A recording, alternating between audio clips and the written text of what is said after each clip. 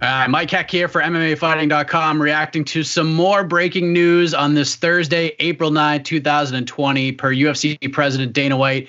UFC 249 is no longer happening on April the 18th. White did, however, say that he's considering this more of a postponement instead of a cancellation. Not only is UFC 249 postponed, but all events have been postponed indefinitely by the organization. One thing Dana White told Brett Okamoto of ESPN, and he said on his Instagram Live a little while ago as well, this mystical fighter island that we've been hearing so much about, it's going to get put to use, and it seems like it's going to get put to use a lot.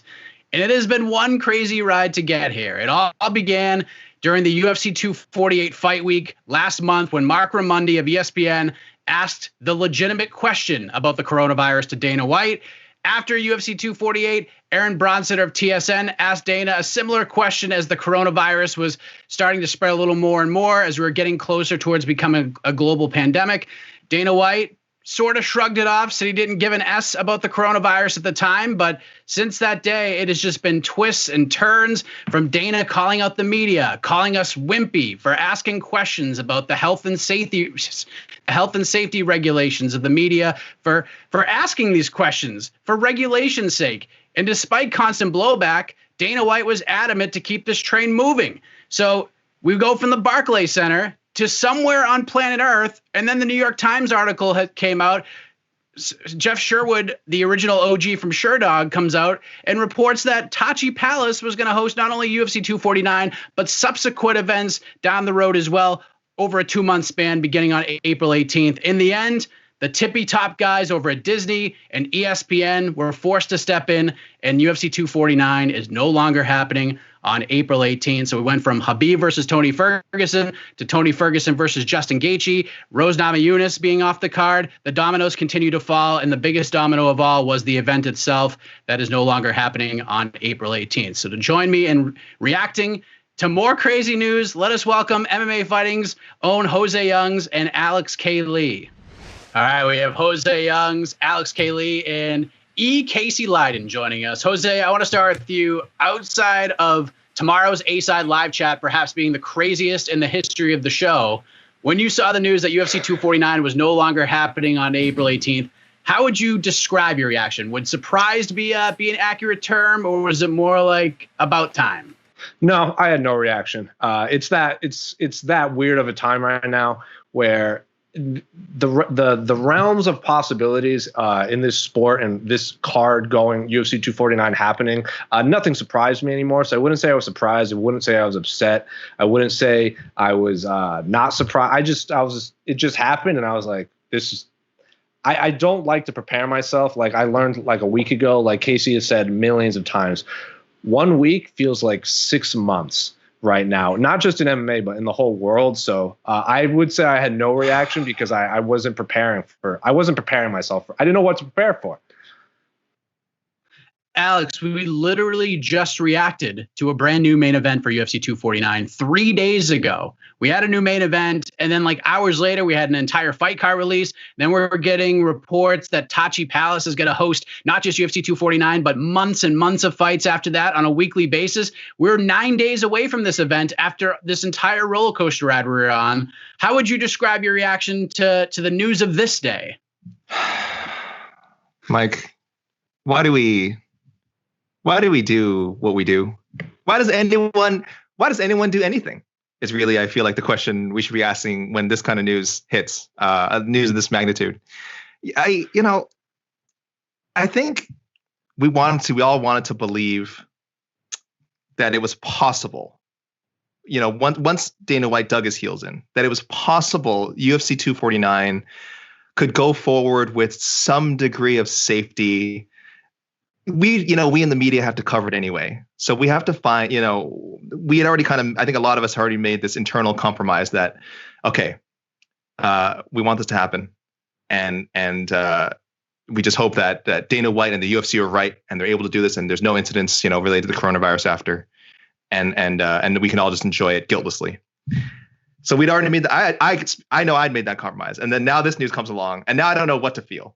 I definitely don't feel I think a lot of people might think, because some of us in the media were critical of how this has been handled, like, oh, this is some victory for us. No, it's not a victory for us. It's not a victory for anybody. It's just this kind of absurd reality that we all have to accept. I will say, I do think that the right thing was done at the end of the day.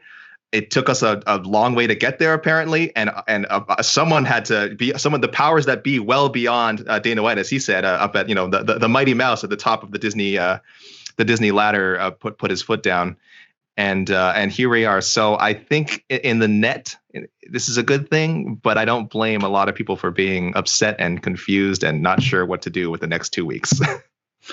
Jose, I know you guys touched on this on the A side. I want to sort of add to what Alex just said, because you guys are asked, if the media should boycott UFC 249 with everything going on in the world. And I've seen people on Twitter, sort of like how Alex just said, literally say that the MMA media caused this postponement or cancellation, that we're all happy about it, that the fighters should be pissed at us for making this happen. Like, people are literally saying, like, Francis Ngannou should come to my house and punch me in the face because I caused this. All of us caused this. I mean, come on, everybody. Like, there's asking questions and getting information, and then there's like flat out defiance. And I don't know about you, but I didn't think any of us really got to that line where we were creating out and out protests. Would you agree with that? Well, if anything, and I'm sure Casey and Alex will agree with me, the fact that the media was being critical probably meant the card had a higher chance of going on, because Dana White likes to spite the media because we're all wimps. So the fact that we were critical of this event being held probably just threw gas on the fire for this event to even go forth in the first place. So for fans saying that it's the media's fault for this happening, the complete opposite. It was the media that Dana White was like he called us. What did he say? We were wimps. He said what did he say? Like weirdos or creeps. That like we have no families. Nobody loves us. No one loves us. No one relies on us. He didn't want to announce the location because a bunch of weirdos would talk about it. Like, the fact that he was going out of his way to keep the media out of everything. No, we're not the reason this fight card is being canceled. Yes, we're critical of it, but like as we said on the A side, PT was on it. Even James Gallagher, who's not even a media member, was like, it would make no sense for the media to boycott an event because it's our responsibility. All the questions we have regarding medical checks, hospitals, how the fighters were getting there, like all of these questions we had, we're only going to get if we're there. So there's no way we were going to boycott in the first place. So again, it's not our fault. If anything, our voice was the reason this fight was even happening in the first place. Jeff Sherwood got essentially credited from Dana White. Dana White said it was going to happen at Tachi Palace, and not only that, he said that once they get back to schedule, he's bringing a big fight over there. So kudos to Jeff for getting this right. And that's how you know the world is coming to an end, because Dana White is saying nice things about Sherdog. And I like Jeff. He's a very nice man. But for people who remember the OG Sherdog, Dana White bans that whole site from an event. So the fact that he's crediting Sherdog shows you how what is happening in the world. I don't think he credited them per se by name, but at least he confirmed the information. But the fact that we had because I do want to go to you. Go ahead. Oh, the fact that we had Sherdog and Jeff Sherwood's name mentioned in the New York Times that's just an all-time funny. It's crazy.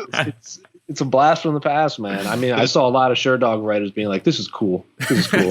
Guys, the two biggest reporters this week were Sherwood and fake Errol Helwani accounts. Those are the two reporters that Dana White acknowledged this week, and those reports were led to a big news breaking.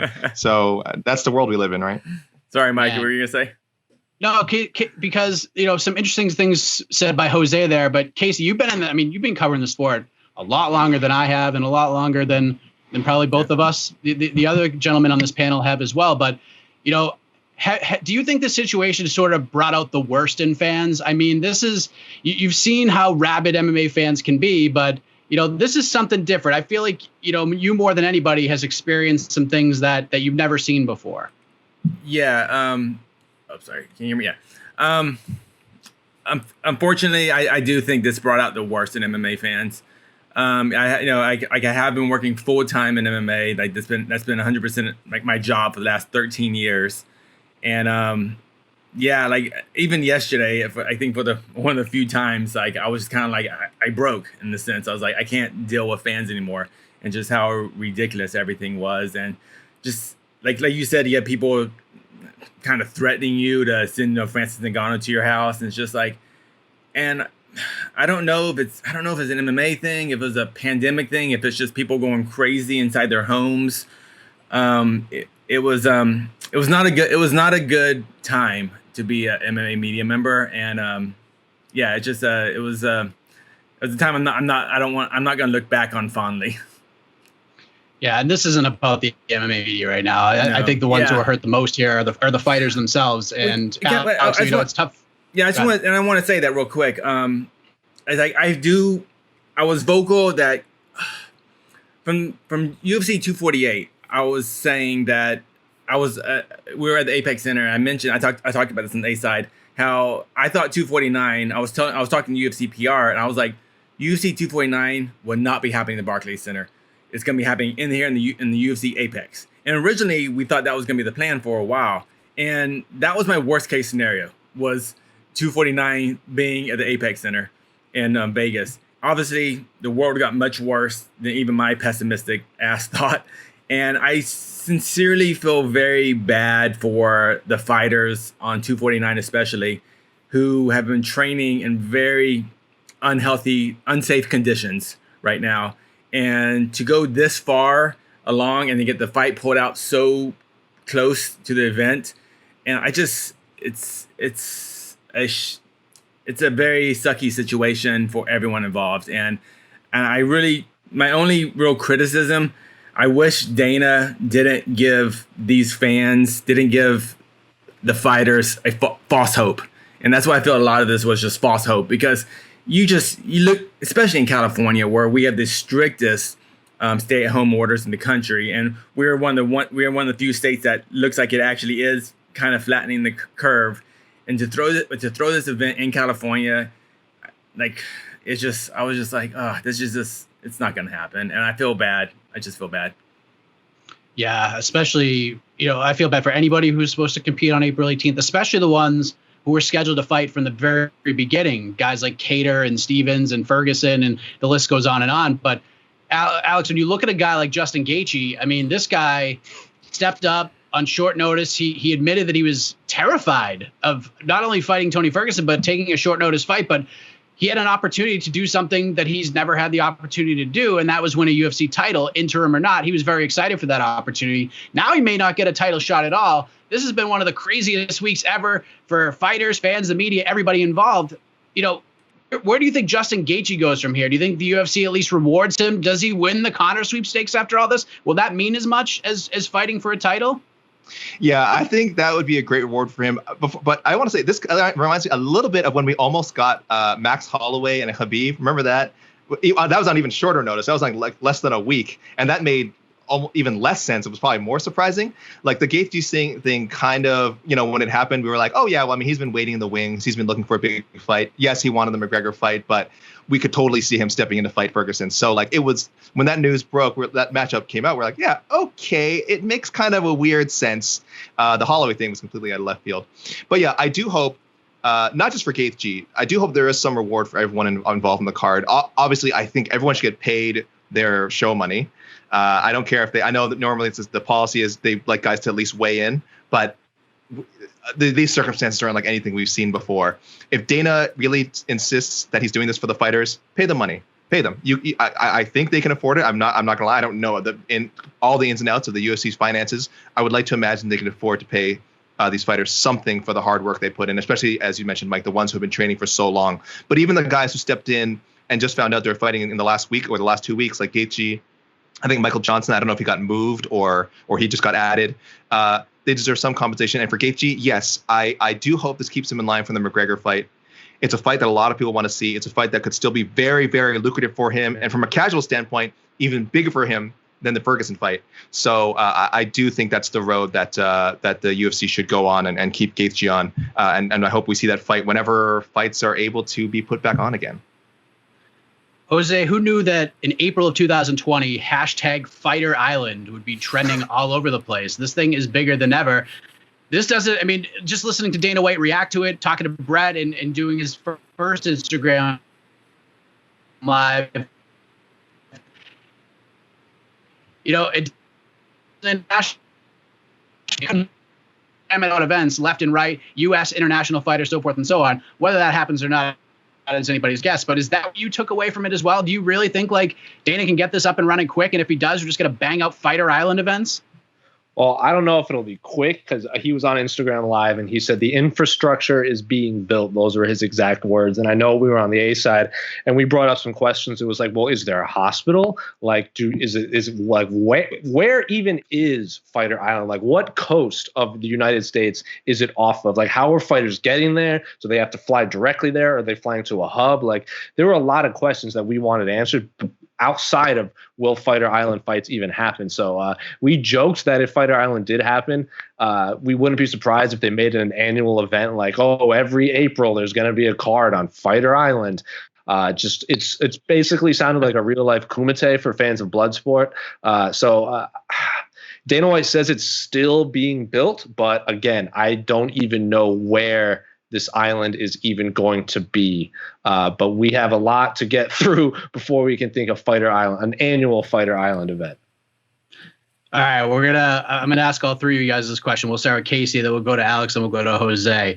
Dana White said that he wants to keep this trade moving. He said and he's very adamant about they will be the first sporting event back once this all clears up. Like they will be out first. You know, WWE is not really considered a sport. They're sports entertainment. But in terms of professional sports, Dana says they're going to be first. So, Casey, I'm going to set the over-under at June 15th. And I don't even know if there's an event that day. Over-under June 15th, the UFC's back holding an event. I hope so. I hope so. And it wouldn't, but I don't think so. I'm going to say no, but I really hope so, because if the UFC is having events, that means that the world is moving in a better direction. That means the curve is flattening. That means people are staying self-isolated. That means the virus is getting contained, which is why we're doing this big Skype thing anyway. That's why we're not in the same room. So if mid-June, if things are going good and we can actually have events and people can be within 6 feet of each other, then that'll be a great thing that'd be a great thing for the world. And I hope that happens. Jose, over under June 15th. I'll say I don't know. I agree with Casey. It's probably going to be past June. I would imagine it wouldn't surprise me if he tried to kick off International Fight Week. I doubt Dana White would want to miss International Fight Week in July. The big card in June was supposed to be, if I'm not mistaken, the Perth card, which was going to have Valentina on before she got hurt. So I'm going to say International Fight Week is when the earliest we might see fights, considering how important that week of the year is to the UFC. But I agree with Casey. I hope it's in May or June, just because like Casey said, it means the world is getting into semi-normal. But I have a close friend who runs social media for concerts, major concerts, and he's saying from the studio managers and stuff he's talking to that they're not going to hold concerts till the fall, just because even if they do get some sort of normality back in the world, fans aren't going to want to go to anything for a while. So, but if Dana White is still gung-ho on holding events in closed arenas, I would imagine International Fight Week, so I'll say early July. Do you think it'll be before or after International Fight Week, Alex K. And again, let's just preface this. We want this to happen. We want the fighters to fight. Yeah, we want to do it as safe as possible. We want all this to be a thing of the past in some way, at least behind us in some way. So we're rooting for this to happen. But we're being realistic and giving our opinions here, Alex. What's yours? Well, I'll say, Jose and Casey, your kumbaya, I hope the world is better, soy boy answers really touched my heart. Honestly, I'm very emotional right now. But I would, if I could get within 6 feet, I would give you a hug. I am going to go under. Oh, please don't. I'm going to go under. As in, I think that the events will take place before June 15th. Fighter Island is real. This private island, wherever it is real. Really, I'm still surprised that Chael Sonnen pulled off that Submission Underground thing and whatever. I always keep saying abandoned missile silo. We have no idea. So if he could pull that off, I mean, this island thing isn't completely unreasonable. Again, I'm not saying it's a good idea, but do I think that Dana White can pull it off? I kind of do. I kind of think they're going to find a way. I think it's going to be, if we thought UFC 249 is mysterious, whatever event they hold on, UFC Fight Island is going to be, again, just, we keep joking, Kumite, Mortal Kombat, whatever cliche martial arts, tournament movie you want to talk about. It's going to be like 12 fighters invited, 12 men and women enter, one man or woman leaves. Pay for your ticket if you want to find out who it is and who gets out. And it's weird. I want to question, given that he, for lack of a better term, failed to keep this event together. So I want to question him, but a weird part of me thinks before June 15th, somehow there will be some sort of live UFC content. I'm with you, Alex. I think it's going to be right around Memorial Day-ish, like maybe a week after that. I think we're going to be talking late May, early June at this point. I think he's once he gets a few days of rest and gets his brain unfogged a little bit. Because listen, you could say whatever you want about Dana White at this point, and you could say that he was unethical for trying to put these events on. But at the same time, this guy must have killed himself for the last month to 6 weeks trying to put this event together. Hunter Campbell as well. He mentioned that as much. But I mean, to think this guy was just sitting around doing nothing is just not the case. This guy's probably had 8 hours of sleep in the last month. So I will commend him for at least trying to make this happen and trying to do it safely. Although we didn't have any X's and O's behind how he was going to do that. And I think that was our biggest point of contention when it came to putting these events together. But there you have it. Any final thoughts, gentlemen? UFC 249, no longer happening April 18th. Where do we go from here? Well, we don't know. We're not going to hear from Dana White for a while because for those of you who missed his Instagram Live, his quote, he ended it with, quote, "I am annihilated. I'm tired. I'm going to go sleep for 3 days." So expect to hear from Dana in 72 hours. I just want to say that I really hope the UFC doesn't come back too soon. And I say this because, and this is why I wanted 249 canceled, because if they come back too soon, they start having fighters train, cut weight, obviously you have to close contact to people, and we have a fighter that gets sick or becomes ill, or a training partner becomes ill, and it becomes it's just bad news, and it's a really preventable way to have the first serious death or injury in this sport. And that's why I just don't rush this, Dana. We can get through this if you don't rush it. If you rush it, then like you just listen to any scientists, then this thing can just kind of go on for a long time. So I just slow it down, Dana. We're all in this together. So let's just do this right. Well said, Gaethje. I don't think any of us could say it any better. But Alex, but I bet you can. Go ahead. No. I think both you guys, great sentiment. I'll speak to the fans because I'm a man of the people, as you all know. We kind of have been talking about how there's been this adversarial relationship with some segment of the fans over how the handling of UFC 249. But I will say I do sympathize. I absolutely sympathize with people who really want to see fights go on and everything return to normal. It's a very selfish thing, I think, to want that, but that doesn't mean I don't understand it. Like I totally understand why people want that. But I'll say this, guys, people out there who are like, oh, I need fights, I need the UFC, I need things. It's like I'll tell you something. You don't need it. Okay, we all want it. You don't need it. You're fan. I'm speaking to you. You're better than that. Find a hobby. Look inward. Take this time for introspection. I know times are tough for everyone, and any distraction we can get is welcome. But you will survive. I believe in you. And when someday when everything's back to normal, you'll come out of this hopefully a more enlightened and better person who can look at sports as a hobby and as a want and not as a need. That was well said. Very nice, Alex. And let me add to this: if you really want fights, and especially if you're new to the sport, go back and watch Pride. Go back and watch WEC. There's plenty of things I can assure you that most people watching this right now have never seen before. So if you're looking for some great badass fights, you're going to find them there. So I'm not trying to plug UFC Fight Pass, but if they want to give me a little bit of a commish, I'll gladly take it in this day and age. But seriously, that's what you got to do. And like Alex said, find a hobby, go for a walk, take a deep breath, and we're all going to be okay. Read a book. Read a book. There you go. I want to read I think I'm going to order Jim Ross's new book because I want to read that. But you know what? Learn or win. That's another. Win or learn, Mike. Win or learn. That's a good Wow. one too. The last, I thought we weren't plugging things. yeah, the last book. Oh, I is it a read book? That's was just my Justin saying. Start sending these books, Jose. I'll read them. But it's going to be an interesting A-side live chat tomorrow. What time's that start, Jose? 1 p.m. Eastern? That starts 1 p.m. Eastern, 10 a.m. Pacific. I don't know what time UK that is. I know we have a lot of UK listeners that are always like, why don't you advertise for us? I'm just like, you guys know when it starts anyway. So you got it covered. America. Yeah. Very interesting. It's a very interesting show, so make sure you tune into that.